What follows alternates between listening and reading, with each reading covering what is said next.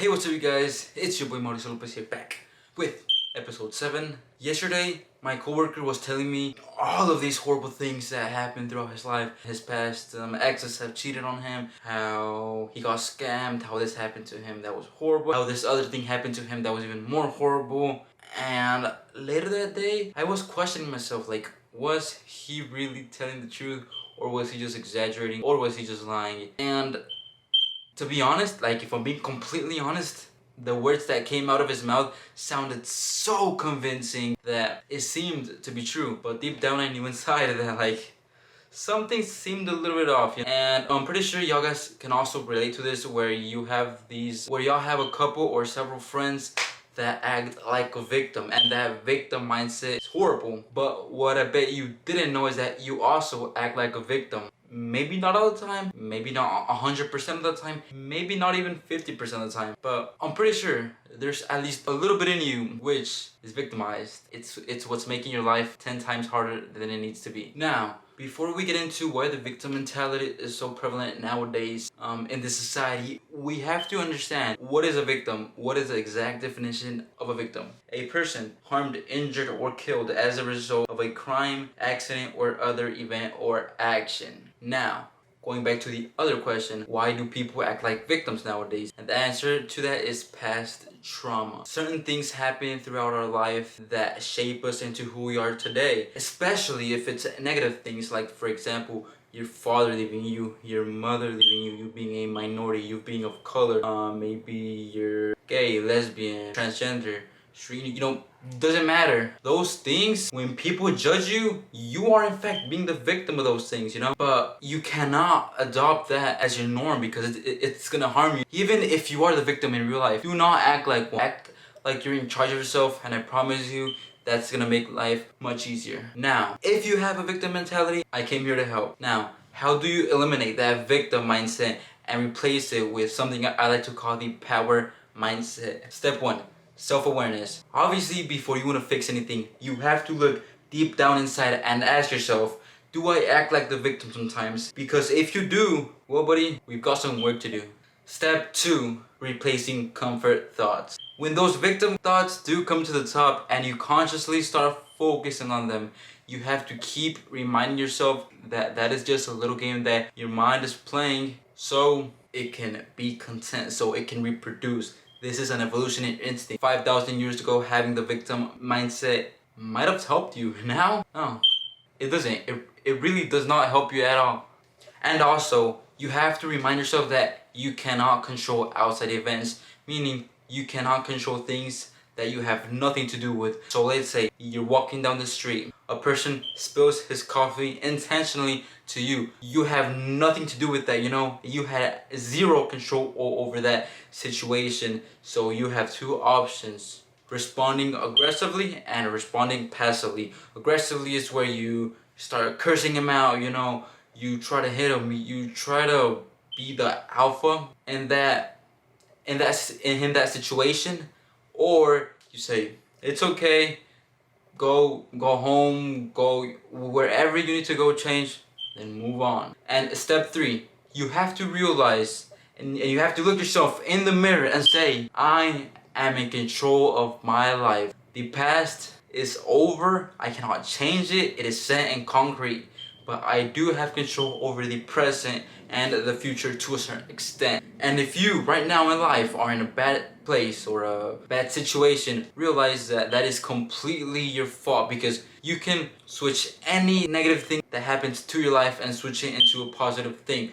For example, I'm walking down the street and I get beat up. Obviously that's fucked up, that's negative, but how can I switch it into a positive thing? By simply telling myself, damn, this is a perfect opportunity for me to learn martial arts, for me to learn how to use a gun responsibly.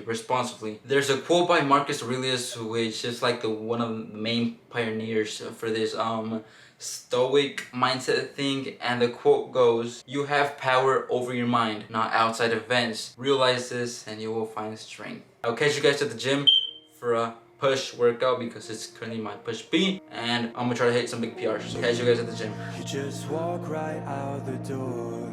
Don't wanna do this anymore. Now I'm lost without you. You drive me crazy out my mind. How'd you do this every time? Now I'm lost without you. Used to be the one I talk to when I'm sad. Can't you see now tainted love is all we have? Our issues run so deep. Now when I try to sleep I feel so bad. I should leave, and by the time it's done, If I'm being honest, that was probably one of the best workouts that I've had in a while. So it was just basically obviously a push day. I didn't do nothing too crazy. But yeah guys, I'll see you guys at home because it's almost 9 p.m. and I'm kind of hungry. It's currently the next day, Saturday, August 29th. It's about to be 12 in the afternoon, and I'm currently with my little brother. His name is Emiliano. Since I haven't eaten breakfast yet, I'm gonna go to the grocery store, and make bacon, Gouda, and egg sandwiches. I bought them at Starbucks yesterday, and they're surprisingly really good. So today, I'm gonna make some myself, or attempt to make some, but I'm gonna need a few things. So here's a list of all the things I have to buy in order to make that sandwich. So I'm gonna use all of these things except for the coffee because that's for my mom. And alright guys, we just got to the grocery store. As you can see,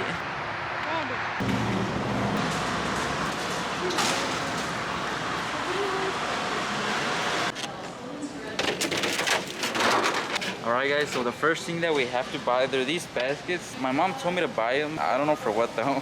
Next up in the list, eggs. As you can see, I already got them. And after that, we have to get walnut milk. The sweet one and the unsweet one.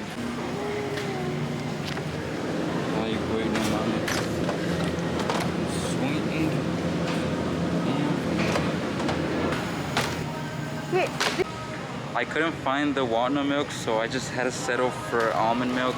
Ooh, espresso. I'm gonna get the regular one, the vanilla one, and the caramel. Yes. No, you know how much calories? That's like 660 calories. I know I wasn't supposed to get this, but I love my espresso, so I really had to. This is a heavy whipping cream that I was talking about.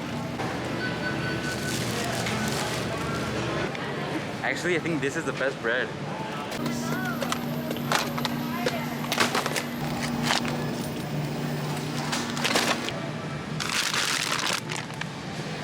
These are delicious. I finally found them, guys. These are the best bars man has ever created. And obviously we had to get ice cream.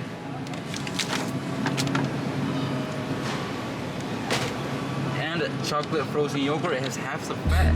So that's been this life. I don't know where you take me, I don't know where you take me. I just follow your trail and I'm losing your mind and I'm losing your head. Let me escape from this love, cause I'm a prisoner. I just want to look my way and never back to. I'm just guessing we're gonna have to put all of this in the back seat. And as you can see, I bought a lot of more things that I should have, but I mean, it is what it is.